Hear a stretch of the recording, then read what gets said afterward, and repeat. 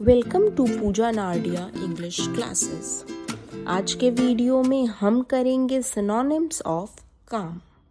सबसे पहले जानते हैं सिनोनिम्स का एक्सप्लेनेशन।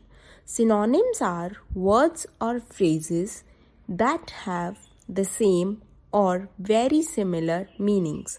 अर्थात समानार्थी शब्द वे शब्द होते हैं जिनका अर्थ एक जैसा या लगभग एक जैसा होता है। इस वीडियो में हम करेंगे काम के 4 synonyms. So let's do it. First, quiet, QUIET। Second, peaceful, PEACEFUL।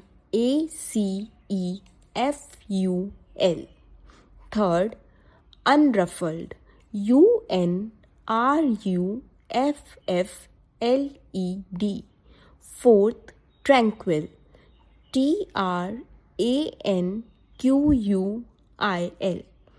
I hope this video was helpful for you.